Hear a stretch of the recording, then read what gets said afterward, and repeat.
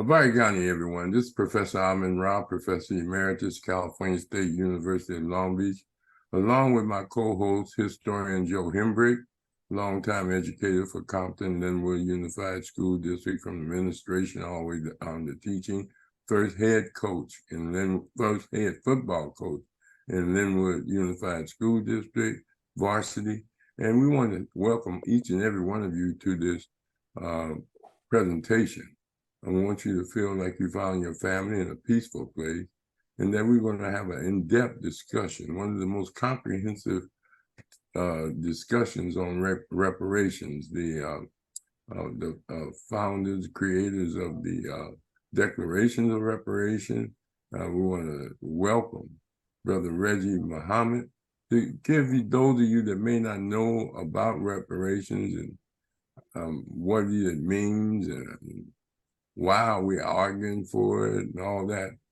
I really suggest you get the Declaration. It tells you everything, but we have one of the authors of that Declaration whose topic is a blueprint for complete reparation. And we're going to get into the discussion. And after you say, lead off with some narrative, he's going to pause for us to ask questions. So Brother Reggie Muhammad, one of the strong activists out of various cities from Los Angeles to Atlanta, been an activist, a strong educator, a professor, as well as one of the most comprehensive reparation leaders in the nation. So go ahead, Brother Reggie. Professor Ra, thank you for that generous introduction. But first, let me start off correctly. In the name of Allah, the Beneficent, the Merciful, I bear witness, regardless of land, language, or location, there is but one God, and I further bear witness to all of you. Each and every one of you are on the call tonight with the greeting words of peace. Assalamu alaikum. And for the entire family, yes, sir, Abari Ghani, Hotep, and Free the Land, and Uhura. And I know we got a diversity of family members on here. I want to make sure that we touch each and every one of you all. And Professor Ra and Brother Joe Hembrick, thank you all again for allowing me to be here and being on the great show that you all have constantly done for years now, and been a great part of how we organize and communicate effectively with our people consistently. And I just want to thank you all. I'm always grateful, brother, because you know I've been a student of yours more than 20 years ago here in the Long Beach area. I am right now, me and Brother Michael are in Los Angeles, Long Beach area, LA County area, because we do have we're on tour to deal with the National Reparations Declaration, and the Blueprint Tour is that we're officially on. And that will officially start this coming Thursday, Friday, and we're going from Long Beach, LA, and then possibly Pasadena. We'll be speaking and teaching and sitting with our people, so they're very clear about complete reparations. And again, thank you, Professor Ra, again for inviting me, and Brother Joe Hembrick and all who made this possible. And Professor Ra, you know, you have been a long distance runner, and you have thousands of us who've had a chance to sit with you and benefit from your work, either in your classes or the organizing that you have done over the last 30 years that I have known. And thank you all again. You must be kind. Thank you, brother. All right. Well, I want to say this. Reparations is all on the national news. It has become mainstream. And as early as next week, when the new Time magazine's new article will come out, I've gotten a new Time magazine cover, and if it's what I've gotten already and received in advance, next month Time magazine rep will be on there. We know that there are a slew of cities who have reparations initiatives. We know that the federal government, is that we were blessed to start the National Reparations Institute. It is the only policy center and think tank in the country centered on complete reparations for the masses of our people. Our job is, number one, is to first off help consolidate the movement. There are a slew of organizations organizing and doing a very good work on reparations. But the key is that we're fragmented. And so our job, number one, is to consolidate the movement and unite the movement. Number two is to control our own narrative. Number three is to implement the National Reparations Declaration. And then number four is to implement the collective culture model that will actually secure reparations. We're not a competing organization. And as I said, that all the organizations are doing great work and we've all benefited from their work. But at the end of the day, we needed a blueprint, Professor Ra. And again, that's in our estimation, that what was missing in the movement was complete reparations, the process by which a nation of people is provided with the means to repair and restore their condition, achieve complete decolonization, and make themselves whole through the ability to self-govern, self-sustain, and self-defend with their own independent landmass, economy, education, culture, and high civilization. The complete reparations definition is necessary, Professor Ross, so because tomorrow, if you talk to 15 or 20 people, you'll get 20 different answers or scattered answers about what reparations is or definition of reparations. But that's one of the best functional definitions that we could provide that the masses of our people could utilize and gravitate and implement in the effort to complete secure reparations for the masses of our people. And again, one of the reasons why we were pushed to do that is because at the end of the day, what you'll see around the country now, there are a slew of cities organizing for reparations. And of course, at the federal level, HR 40. But at the end of the day, if we didn't have a complete, clear definition of reparations, Professor Ra and Brother Joe Hambrick and others who are on the line, is that at the end of the day, our people will end up with rations, remnants, and residuals and calling it reparations. And at the end of the day, complete reparations, you're talking about now the restoration and the transformation and the elevation of Black life that is certainly sustainable and successful for the remainder of the 21st century. And I'm talking about from an educational standpoint, from an economic standpoint, from a social, political, and a cultural standpoint, complete reparations is necessary. And so one of the things that we're doing at the National Reparations Institute, and I know we were breaking up before, but the National Reparations Institute we're blessed to have the only policy center and think tank in the country centered on complete reparations. And we're not a competing organization. They're very good organizations who are doing very good work.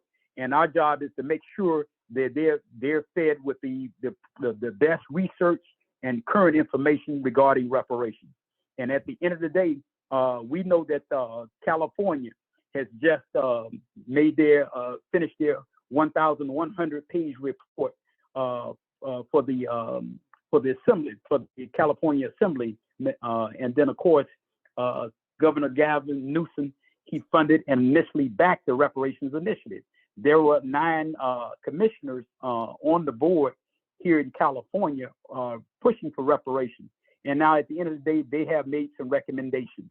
But again, we had to make sure that they understand what complete reparations is. So even our people in California, at the end of the day, when they finally get some of the debt that is owed to them, again, we'll start to see at the end of the day a paradigm shift. You start to see the poverty level go down in Black America and in California. You'll see the homeless rate go down.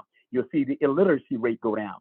You'll see that the Black family is starting to be restored. You start to see our community development that we've never had, where if they're Black, the few Black farmers that are in California, you'll see that they have now what they need is supplies, the economics and the resources that they need to sustain and develop and expand their very basis.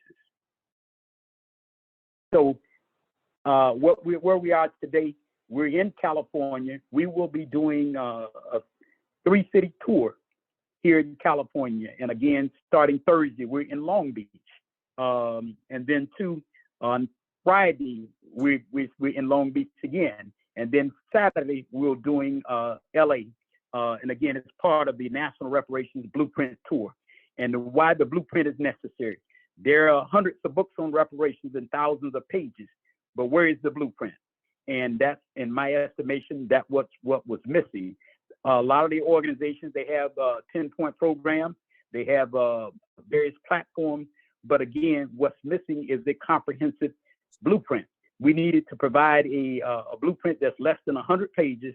So if Pookie is standing, or Peanut standing on the corner in Compton or Long Beach or LA, or on the campus or in corporate America or in Congress, they're able to first off pick up the blueprint and clearly define what complete reparations is, who owe us, why they owe us, how much they owe us, and why reparations is essential for all of Black America.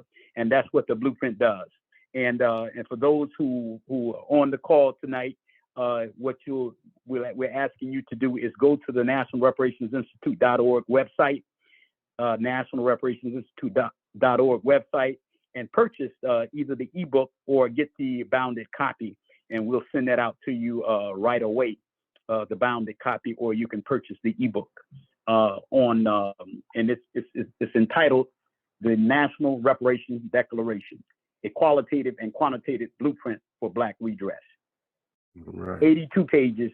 It has been reviewed by a slew of scholars, and we've gotten very good reviews on it.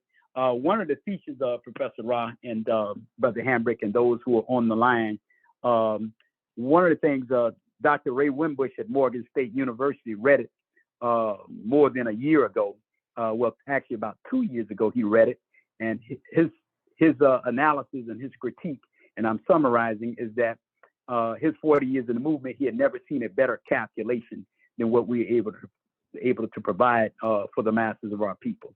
We didn't go get European scholars to figure it out, utilize their numbers. Well, no, Brother Michael, senior researcher at the National Reparations Institute, developed the scale after some months, developed the scale, and that scale can be utilized at the federal, state, or local level. Depending on what variables you include, you can give a clear and a very good calculation of of the debt that is owed to Blacks in America. All right. Did I have any questions? Yeah, I'm gonna ask at this point? Brother E, you want to start it off with any questions? Yes, sir.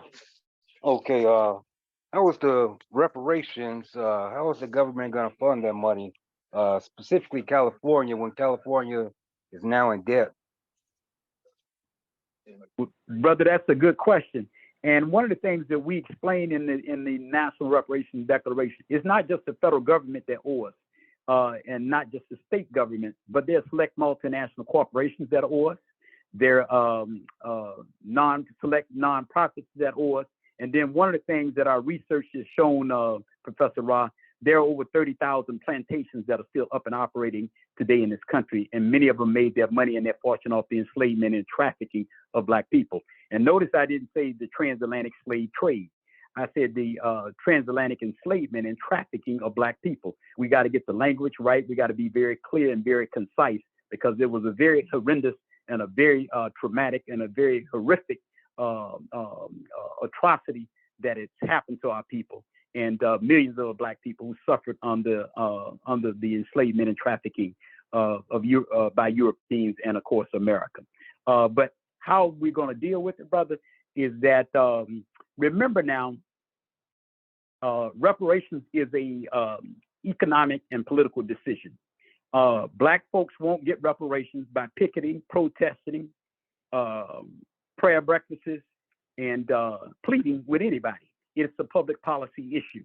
And that public policy issue, they will address and find the money. And remember, California, any state or municipality, anytime they want to find the money to do whatever they want to do, even at the federal level, they do it, because their decision is how will it help or hurt, number one, and this is known as the quadruple base paradigm. It is a chapter in the National Reparations Declaration. Well, all of their economic and political decisions, it is based on will it help or hurt their power base, their profit base, their policy base, and privilege base. And that's how they will make the decision as far as California and other states and other municipalities around the country, and even at the federal level. Will it help or hurt, number one, their power base, their profit base, their policy base, and privilege base? And we will explain that this coming week, Thursday, Friday, and Saturday in Long Beach and in LA. We'll show the diagrams, and we want everyone to come out. That diagram we'll have that. We're doing a PowerPoint presentation, and we'll make sure that our technical infrastructure is in place with the locations that we are, and so you'll be very clear about what that looks like. But to answer your question, brother, even in California, you have to budget. Once they decide that it's a priority, there's money in the budget to do that. Now that may mean that they will tax certain segments of the population, certain aspects of the ruling class of California, and then too, just reallocating funds. If you go through California's budget, you'll find that there's waste, billions of dollars of waste in certain areas that could go to paying for reparations or providing reparations and the resources that are needed for the citizens who deserve it. And but California is unique because, again, it's one of the first states to say that, you know what, we're going to push for reparations. And again, that 1,100-page final report by the 9 commissioners in California is a very comprehensive work. And again, they make recommendations. And how they will do that? By reallocating some of the billions of dollars that California is already wasting. And then also, too, brother, there select multinational corporations who help with the redlining here in California. There are select multinational corporations who have exploited blacks with predatory lending. There are corporations here that help with the imprisoned population of blacks.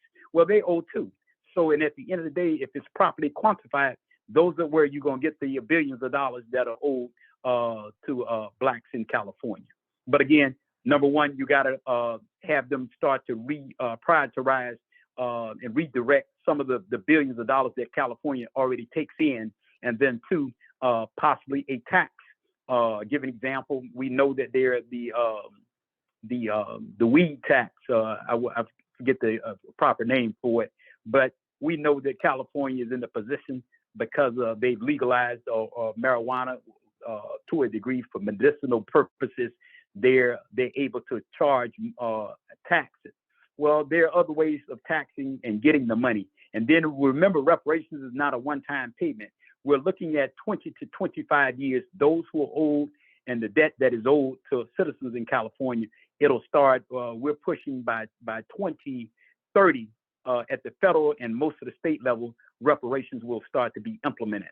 And again, it's anywhere from 20 to 25 years that those who are owed and who are due reparations, they'll start to receive that.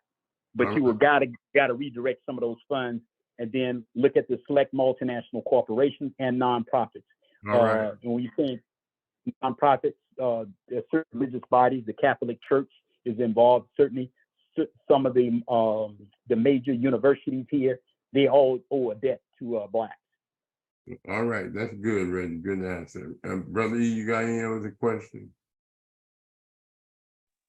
That was pretty much it, brother. All right, thanks, Brother E. Sister making it happen. This is great news that we're having this conversation and that the tour is happening, and that the more that we can share and bring awareness, then more our people can be on board and begin to mobilize so that they can input and take some action. So thank you for sharing, and I'm looking forward to hearing the rest of the presentation. All right. And brother Raw, one other thing I wanted to say is that we're reaching out to various states, and some have responded back.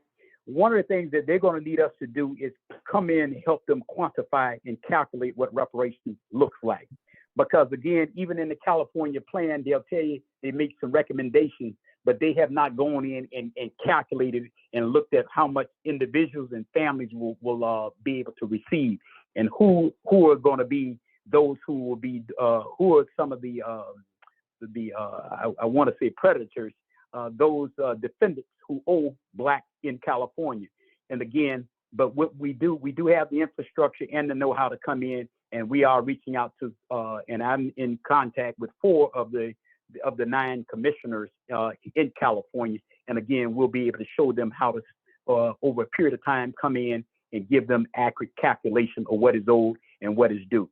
And remember too, Professor Rod, and those on the call, it's not just a monetary payout. The major issue with reparations is the land question. And even in California, especially as California, there's a land question, because there are parts of California that blacks were occupied, they owned, and were run out of those parts. We know the Allensworth piece down in south of Los Angeles. But there are other townships and other municipalities around California that blacks used to own. We have to go in and properly assess that and calculate that, but it can be done. But All right. Brother Michael Muhammad is one of the best at doing that, and with the right team and the right information, the right variables, that can be done. All right. Brother Mashinda? Are you there, Mashinda? We'll come back to him. Sister Linda? Yes, I have no questions at this time because I'm learning, listening and learning. All right, then. Sister Shelly Muhammad?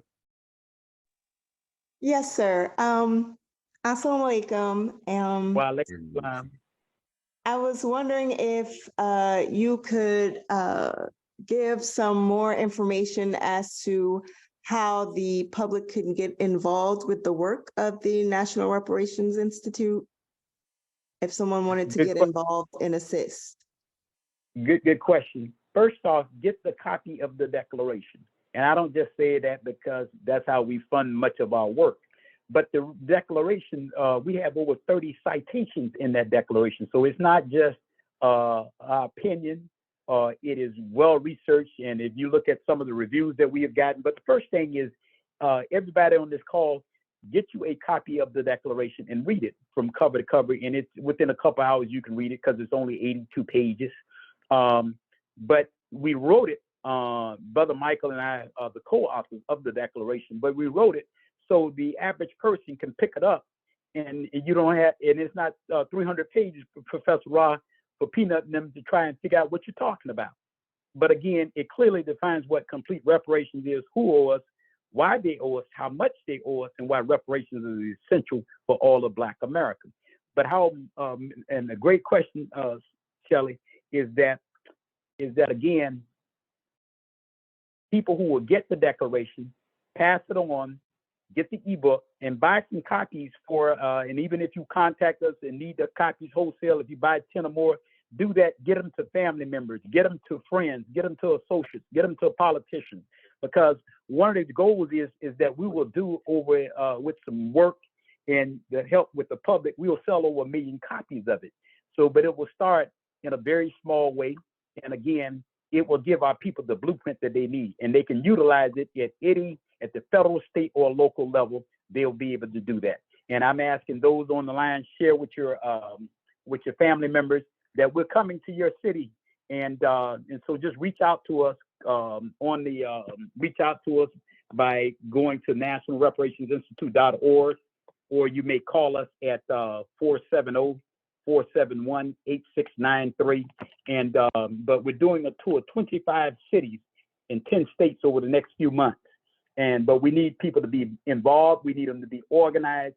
And then two, Professor Ryan and Brother Hembrick, hopefully you all will get a chance. We need y'all at the table. But we will be having our summit, our third summit, or Indaba, meaning the great sitting down, will happen at the Atlanta University Center the first weekend of November 2023.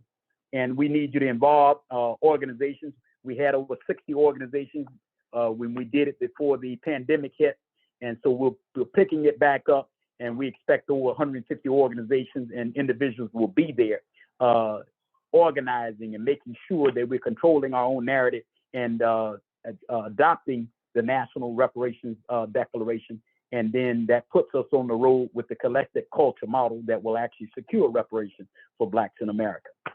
But again, immediately come out if you know about anybody in the LA area, Long Beach or LA this weekend. We need them out, and we will, in a very systematic and a chronological way, we'll lay out the National Reparations Declaration and show those how they can get involved.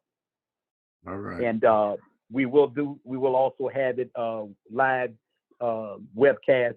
You will have to go through Eventbrite, National Reparations Institute Blueprint Tour, and you can register on Eventbrite. But this is how we're already on the ground in LA County, making sure that people know about the declaration. So those are ways that we can get involved immediately. And we don't care about what organization.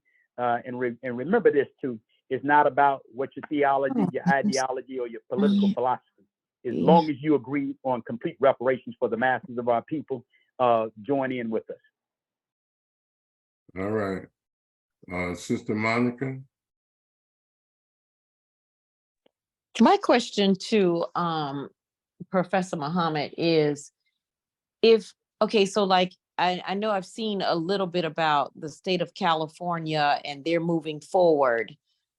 Is this something that then when you decide if a state is going to give or proceed with, I don't even know the right term to say, with reparations, do you have to, is it something that goes to the, to the next, is it on the ballot? Is it something that the masses would have to vote for? Is it just your governing body decides yes or no? Like how does that decision get made, whether or not a state is going to give those reparations to those are people that it's due to? How do you determine that, or how does a state determine that? Well, in California, the report has been issued. There was after 2 years of work and study and research. And so what they have recommended some billions of dollars for Black residents in California. And those the California Assembly will come together and decide whether they like it or not. They can reject it if they want to. They don't have to take the recommendations from the commission. But the commission, it has some support in the California Assembly. And then, of course, initially, Governor Gavin Newsom has said that he is backing it. And now that it has come out, he and others have been somewhat silent on it, but it's under consideration and they're studying it. And my thing is, Blacks will get reparations in California, no matter. But what they have got to decide is that reparations and the ruling class and European politicians, elected officials here in California, they won't vote on reparations based on what is civil, what is fair, what is just and equitable. They will vote on reparations. Well, does it, in the state of California, does it hurt help or hurt their power base, their profit base, their policy base, and privilege base? And at the federal level, that's how reparations will be decided. Because if you realize now, Blacks have organized longer than anybody in the country. They have marched, they have protested and picketed for reparations, but they did it without a blueprint. That's like attempting to build a skyscraper here in downtown Los Angeles, where I am in Los Angeles County. It's like trying to build a skyscraper or a residential property and you don't have a blueprint or you don't have any formal plans. Well, you're just talking. Reggie? So go ahead, yeah, Professor Rock. Sister Monica, what happens is that the commission has sent it over to the Assembly for evaluation in California. There's two ways you get something approved, either by petition to get it on the ballot if you want to get the public involved. But the legislature can take it, it goes to the Assembly first. If they approve it and mark it up, and what I mean by mark it up, they determine how much it would cost and the strategy for implementation. Then it goes to the Senate, the state Senate. They have to approve it. And then it goes to the governor of death, and he has to sign it, if he signs it. And there's a lot of challenges in California because they were saying that they want people to be able to prove that they were victims of the Holocaust of enslavement, and they want some type of paperwork. And many of the activists are against the California requirement. They just want all Blacks to be subject to the benefits of reparations. money comes in different ways. It could be free education. It could be like in Illinois where they were talking about giving Black people $25,000 put down on housing. It could be at Howard and Harvard universities where they're giving free education and free admission. So that's what Reggie said, that these are just people accepting reparations. And even in San Francisco, they were talking about buying 25,000, giving everybody some ridiculous amount, or $5 million, something like that. Professor Ra, 25,000. Huh? one of the things I wanted to add, you're absolutely right, because the California Assembly, there's always a committee that will actually come in and evaluate, and then it has to come out of committee and then be voted by the full legislative body there, and then the California Senate. And then, of course, once it passed, comes out of committee, they vote on it, and if they approve it without any amendments or any changes in it, then again, the California Senate has to approve it, and then it goes to the governor's desk, and then he signs off on it. But Professor Rod, what I wanted to say is, one of the things that happened in California is that, and honestly, it was an argument early on, is that there were segments of the Black petty bourgeoisie and white liberals push that you have to be able to prove lineage. Here's the problem with that. And I knew it would be a problem. In 9 months, I honestly wrote all 9 of the commissioners on the commission. I wrote all 9 of them, and I'll make sure I get the letter to you and Brother Joe Hembrick and warn them not to do it. Why? Because what you're saying now, and this is why parts of the California model, there's already arguments among Black leaders, the Black working class, and others. And I warned them, and I saw it was coming.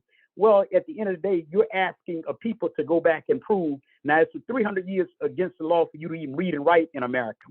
It's you have been systematically locked out and locked under. And then now you telling Pookie and Ray Ray and Peanut and Sinead and them to go prove lineage.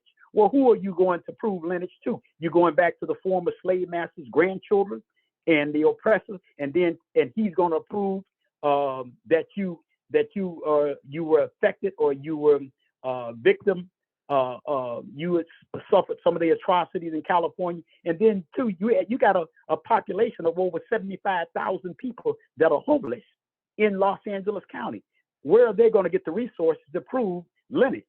See, you have already, that came from, again, segments of the Black petty bourgeoisie, white liberals, and white conservatives who pushed that, and they got it on there from the beginning. And that's why that was a problem with the California initiative.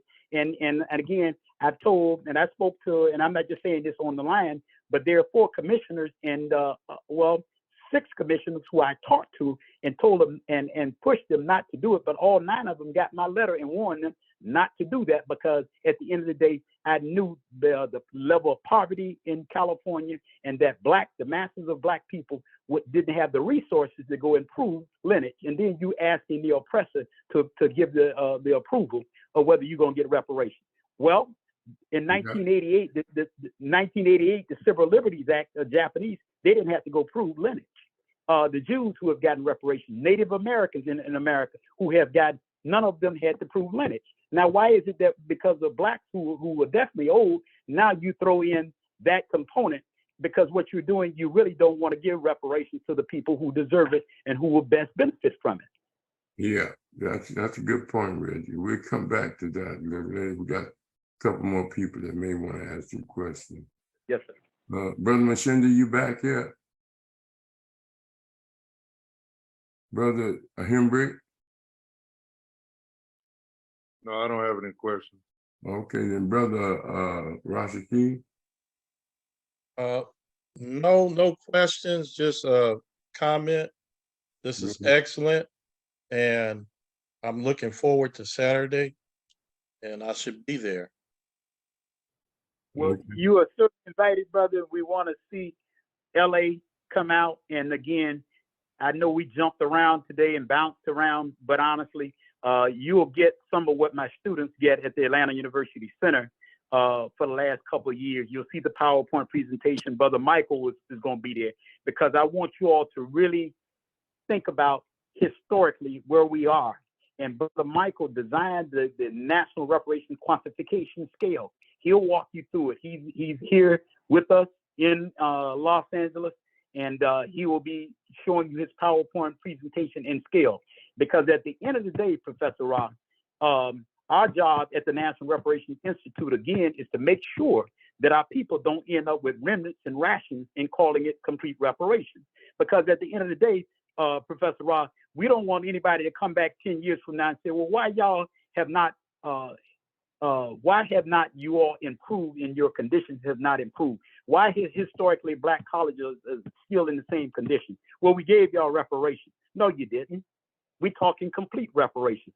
Black farmers are due, Professor Ross. Historically, Black colleges are due. Well, we don't need them to put up any gymnasiums and buy football uniforms. What will sustain and elevate and revive historically Black colleges is the endowments. They need billions of dollars. They all have been underfunded. Black farmers don't need their genetically modified seeds. Black farmers need new irrigation systems, communication systems. They don't necessarily need money of the dollar that has no value. So reparations is not about just money. And there are those who are trivializing the reparations movement. Give me a check. No, the land question. We're talking 8 to 10 states, 100 million acres of land. Brother Michael has proven and done the research. Right now, Professor Ra, we have over 45 million Blacks in America, and they operate on less than 3 million acres of land. And up until 1970, we were controlling over 15 million acres of land. Okay, okay. I just have a few questions, Professor Muhammad.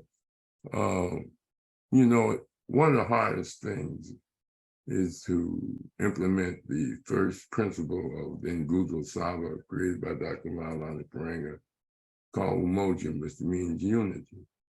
Yes, sir. Unity in the family, unity in the community, and unity in the nation. Y'all have had 3 major conferences. Other organizations have had major conferences. How close are y'all close to bringing all the organizations and individuals together for a summit and or a roundtable discussion of developing a national unity reparation board? Now they got the national reparations out of New York, and Reverend, I forget who started it, but you talking about Ron Daniels? No, Ron Daniels has come lately. This can go all the way back with Queen Mother Moore and yes, and the sir, National absolutely. Black United Front, and even before yeah. then, the argument for reparations have been a part of African people petitioning, going all the way back to the colonial period. So my question is, what are some of the problems in unifying? I mean, you have some great leaders of organizations, and it's just hard. From your vantage point, just a quick question, if you can just outline some reasons, and then I'll move to another question. Well, the theology, the ideology, and the philosophies have hindered our unity, because at the end of the day, Professor Ra, and then with reparations, what is one of the biggest is not necessarily the lack of unity, Professor Ra, is that Blacks are finally starting to come around with reparations. And anytime you find Blacks who don't support complete reparations, is generally their fear and their fear of European people and what the response is, or their ignorance about what complete reparations is. And then the other thing is, Professor Ra, is that we had not had a document, a blueprint that everybody can gravitate around and say, you know what, I'm with you on this. And now, but I think what is key now and what is different now, Professor Rob, we have a generation of young people who don't care nothing about this enemy and don't really care anything about the political process. So what you're saying is that it's a long road toward unifying many of the organizations. It's already in existence, been existing for years, stuck on their own program or whatever, and individuals that just want to be the leaders. And so it's well, but that's why you have the Indaba, Professor Rod, and honestly, we think this year this will be our third Indaba or summit. We, Professor Rod, we attracted again 60 different organizations, national organizations before, and grassroots people, and a cross section of students. That had never happened before, and well, so now I don't expect for y'all to unify everybody, and I like the Indaba that you're getting some people in support. But my next question is, as you say, complete reparations. What about complete inclusive and reparations? Because the continent of Africa, the Caribbean, the Haiti, all are they included, or just the United States in your plan? right now, our focus is on our people here in America. Remember, there's CARICOM. These are Caribbean nations that are very organized, and in some instances, they're better organized and much more effective than some of the work that we are doing here currently. But CARICOM is there on the continent of Africa. They're starting to organize around reparations. So, and that's one of the arguments, Professor Rod, that you'll hear among some segments of the Black bourgeois sector here. I said segments, is that somehow that Blacks from around from the continent or from the Caribbean are somehow going to interfere with Blacks getting reparations here. There's nobody of organized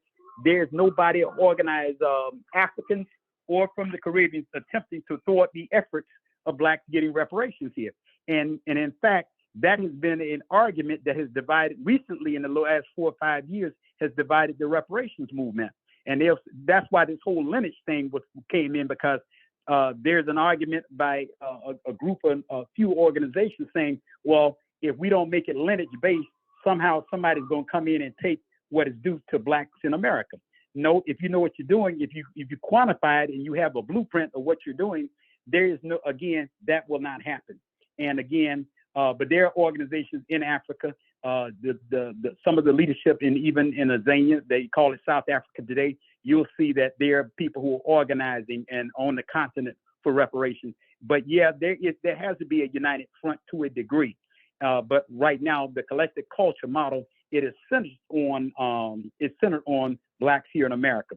But at the end of the day, that quantification scale, we can go to any African nation and over a period of time with the right team and the resources and properly quantify it. Because give an example, we know that they suffered under colonialism and now neo-colonialism. So there's a different aspect that has to be addressed. Here, Black people lost their names, their language, their culture, their God, and their land. Well, that didn't necessarily happen to African people to that degree. Wait a minute. You said that they didn't suffer as much as we did? No. Let me clarify that. I say that they didn't. Nowhere in the annals of history will you find a people like you find here in America who were robbed totally of their names, their language, their culture, their God, and their land. But they got Christian and Muslim churches and mosques over there. Jews. Right. You got a general right now robbing Central Africa, and then the Africans they killed to capture others to bring, and they had the door of no return. Oh, absolutely. But what I said though, Professor Ra, there's some Africans who still have their tradition and their culture in place. There are Africans in place who still have their names in place. They're Africans, and so yeah, we know Africa has had its fall. That's not the Africa of ancient Kemet. We know that. You're leaving out the partitioning of Africa, as Joe Hembrick always bring up, in 1940, where European powers imposed partitioning off Africa and all the colonialism, all the colonialism. We talked about the Berlin Conference, yes, sir. Yeah. So what I'm saying though, Professor Ross, no, I'm not leaving any of the atrocities that we know the great works of Walter Rodney, how Europe underdeveloped Africa. We know capitalism and slavery by Dr. Eric Williams. We know The African Holocaust by Dr. John Henry Clark and others who have written, and Dr. Sheikh Anta Diop's work, The African Origin of Civilization, Myth or Reality, Pre-Colonial Black Africa, Sheikh Anta Diop's work. Yes, we're saying that, but what I'm saying here, what had happened to Blacks in America, again, I'm saying that it has to be addressed, and the continent of Africa has to be addressed. What is Dr. I'll tell you in a minute, but Britain's Black Debt, it addresses what the continent of Africa and the Caribbeans, what is his name? Dr. Henry Beckel's work he did back in 2015, that addresses some of what you're saying. And I'm saying that there's a unique way that you have to calculate, because some of the variables are different on the continent of Africa, and some of the variables and multinational corporations in the United States are somewhat different. And so the United States have to be addressed, but we're all linked now. I'm not one of those people saying that, I'm saying that it has to be a united effort. In fact, the more we united with CARICOM, the Caribbean Organization on Reparations, and the organizations that are Pan-African organizations now on the continent, the more we're united with them, the quicker Blacks will get reparations here in the United States, on the continent of Africa, and in Central and South America, and in the Caribbean. We know Haiti is due reparations, but again, we had to start somewhere. In the United States, there has to be a blueprint, because that blueprint, again, can be tweaked, altered, and amended where it's applicable to the at least 54 African nations. Yeah, okay. My last question is, you say y'all gonna be speaking in different places. Could you tell us when and where each place y'all gonna be speaking? This is gonna Yes, go sir. Yeah, well, the major venue we wanted, yes, Saturday, we're gonna be at 3 o'clock. We'll be at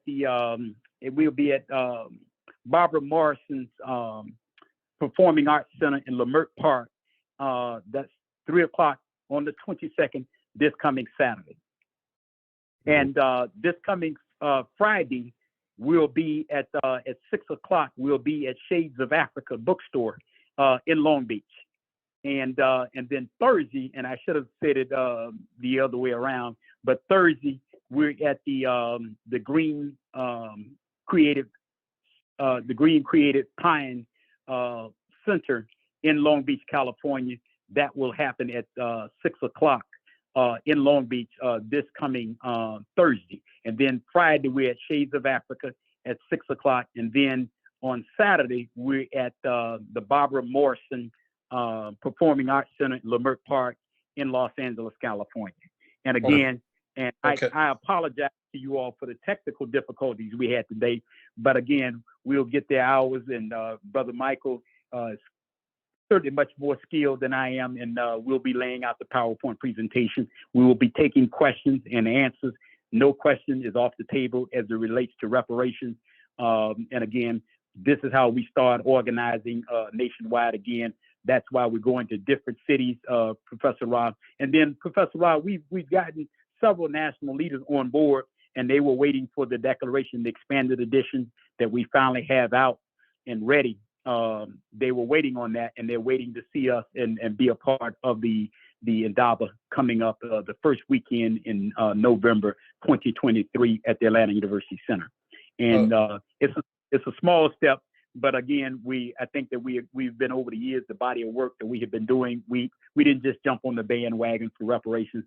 You all know that I'm a long-term member of the Nation of Islam. Excuse me, Brother Reggie. Excuse me. Sir. Okay, yes, on the flyer here, it says Saturday, July 23rd at 2 p.m. Yes, sir. Brother, we just, as of today, myself and the manager and the director of the center there, there was a conflict that came up. So it's 3 o'clock on Saturday, and we will have a new flyer that'll be going out. And thanks to Shelly Muhammad, she bailed us out. So she's gotten a new flyer for us, and it will be going out. But it's 3 o'clock on this coming Saturday. And thank you for the correction too. Okay, I posted it on the website, and I kept flashing it on this recording. So is that the 22nd or the 23rd? It's the 22nd, this Saturday. Okay, I'm glad you corrected that. I'm gonna have to. All right.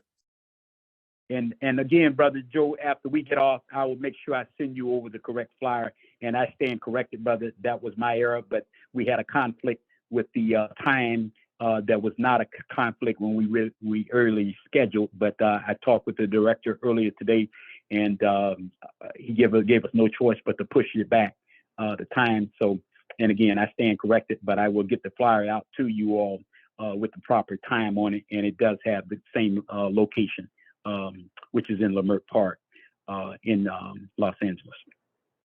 Okay, thank you. And thank you for the correction too, brother. That's not Brother Joe, that's Brother Rashaki Maskani. Brother Rashaki, thank you for the correction, brother. I stand corrected. You're welcome. This is Brother Joe. I had a question. How much is the cost of the declaration document? It's $19.95. Now, if we ship it and handle it when you get to the presentation this week, Thursday, Friday, or Saturday, it's $19.95. Now, we have to ship it to you, brother. It's $25, but we will autograph it, and the $25 will cover the shipping and handling because it's going to be coming from. We'll be shipping out of Atlanta. And brother, we don't have a corporation backing us, no private funders or Europeans in the cut pushing this or backing this. This is how we fund it through the sales of the declaration. But it's $19.95, and the ebook is $10.90. It's $9.95 for the ebook.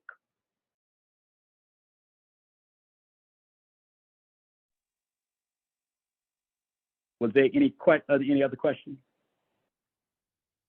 May I ask a question? Is it Yeah. going to be virtual? Is it going to be virtual for us who can attend on Saturday or Friday or Thursday? Let me give Brother Michael. Brother Michael, it's on Eventbrite. If you go to Eventbrite, National Reparations Declaration Blueprint Tour, and you will be able to. We will have it will be a live webcast, but Eventbrite. That information is on there. Brother Michael has been working diligently to make sure that happens. And so those around the country have them. You got friends or associates, relatives who really want to understand reparations and how they can get involved.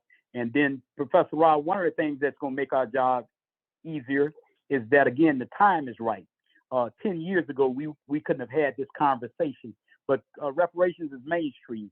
And one of the things that we'll be coming out with a poll in the next 90 days, there will be a national poll that we're conducting, scientific poll, but we'll be able to show that depending on what region of the country, there's 50% or 70% of the Black population are in agreement with complete reparations. And we'll be able to show that in the scientific poll coming up. And that's one of the advantages of having a think tank. We don't have to go to some of these other research organizations, European organizations, and depend on them to scientifically poll us. That's one of the things that we have with the National Reparations Institute. I'm back on. Gotcha. Can you hear me? Yes. Can you hear me? Yes. Okay.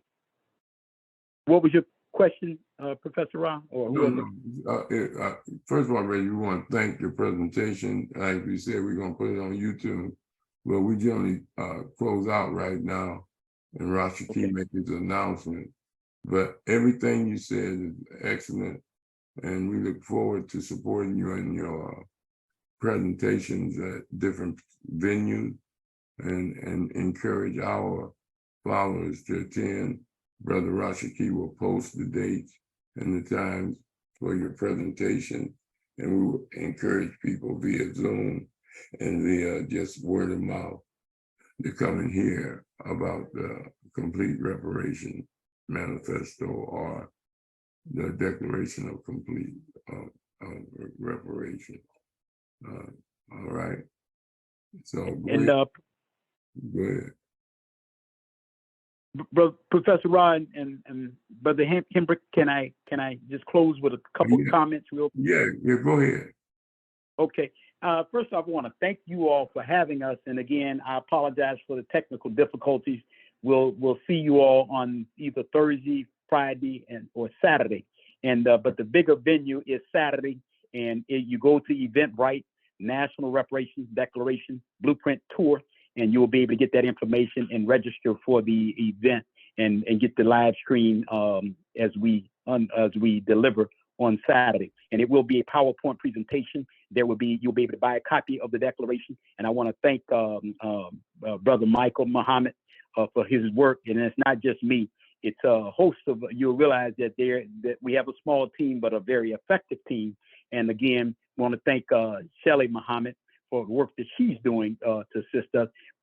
Dr. Rosie Milligan, Mina Muhammad, a host of others who are assisting us to make sure that we have things in place for the masses of our people. And let me close with this, my motto. For the remainder of the 21st century, we must produce thousands of great thinkers who are great builders and thousands of great builders who are also great thinkers. Then and only then are we prepared to take our original position on top and at the center of the world stage as a proud, productive, proficient, and powerful people. This great level of human transformation and elevation and this great level of restoration, transformation, and elevation of Black life will only happen with complete reparations. Thank you all. Look forward to seeing you all this weekend and throughout the week. But please encourage your friends, family, and associates, and those who are in the struggle to get the National Reparations Declaration and support us. We're not worried about your ideology, your philosophy, or your theology. As long as you want complete reparations for the masses of our people, let's come and sit down, let's talk, let's dialogue, let's build. And then also, Professor Rob, to show you that we do have an end game here, is that at this summit, we will be doing, we have 5 select committees, and it's part of the collective culture model. There are 5 select committees. One is education and culture. The other one is economics and investment. The third one is public and mental health. The fourth one is state and land acquisition, and 5, public policy and legislation. Those committees will make up of brothers and sisters who are skilled and qualified and certified with their expertise. They will be issuing white papers and final reports. We're not going to let the enemy tell us, well, he's got to go do some research, and they pick whoever they want, and they come with a watered down version or no reparations at all.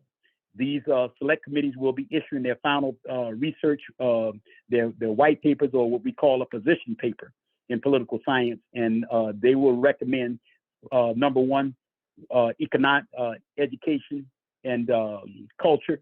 Number 2 is economics and investment. 3, public and mental health. 4, 4 is state and land acquisition, and then 5, public policy and legislation.